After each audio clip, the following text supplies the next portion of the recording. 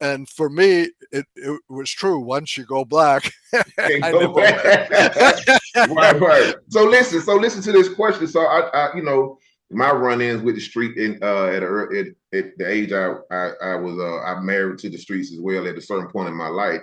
But we were taught that don't get high of your own supply. What's your story of how did you become to be addicted? Like what was that turning point where you went from selling it to using it? Oh, it was actually immediate.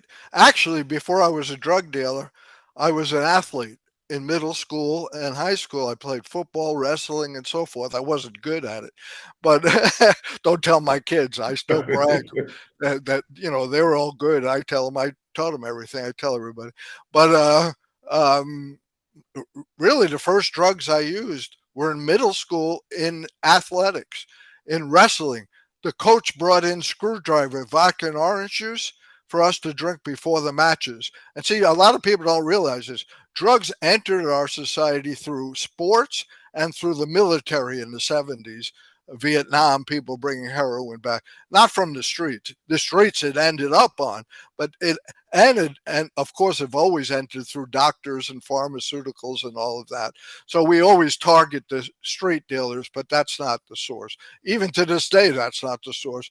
The source is the white gated communities. That's the real source of drugs, right? And they send it down to the streets. That's an old whole discussion I've had with the police here. Okay, you patrol South Cobb. Why don't you patrol East Cobb gated communities if you want to find the source? But anyway, the so that was my first drug, alcohol, and then one of my teammates brought in amphetamines, pills, uppers, and they said, "Let's try this instead because you don't have the stomach, the hangover from alcohol." So we popped pills before we went wrestling, and we Wow. didn't feel any pain. But here's a cute joke. It's in my book too. That we didn't know that amphetamines temporarily shrink your male organs. Okay, so here are all these macho guys in the shower, shrunk, and we're all jumping on the guy who brought the amphetamine, saying, "What did you do to us?" That's the kind of funny part of the story. But we didn't know it was that was the temporary. that was the that was the curse of it, right? Right, right. So that was my first drug, and that, like I said, some of us are addicts in nature.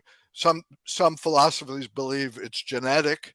I've worked in the field as a substance abuse counselor, and I see validity in all theories, but it doesn't matter because the cure is always the same. It's a spiritual cure. Um, but anyway, Right, so right, that right. was, Makes sense. Makes sense. You said that. yeah, the 12 steps, which is based all on spirituality. That's how I got out of drugs eventually, through martial arts Right. first. How many I how had many how many years would you say you had that addiction? I was high every day, Q, from the age of 14, late 14 till the age of 20. I was high every day on some drug. I don't Wow. know that I went straight, you know. I mean, if we didn't have drugs, we'd smoke catnip, banana peels. When you're an addict, you're an addict. Right. You need it. Right, So right. So how much? I mean, did you? So in dollar amount, I mean, did you make enough money to see your way out, or was it just you got high off your re-up money? oh, I had suitcases of cash. Wow. Okay, I mean I was dealing big time, uh, you know, and we had kilos of pot, all kinds of things, Right. cocaine. I worked in the record business. I was at all the parties with Jimi Hendrix, with Alvin, with Eric Clapton, all those people back then, cocaine parties, and I was really into the drug culture. But but I ended up breaking even. In other words, everything I made, I lost. Uh, and I eventually was busted, not by the New York police, but by the feds, facing 63 years in jail selling heroin to undercover, 9 felonies over a period of a couple of years. And the joke is that I had entered the New York City Police Department at the time. Why? Because, well, I followed my my father's and relatives' footsteps. But why? So I could confiscate drugs from people, Right.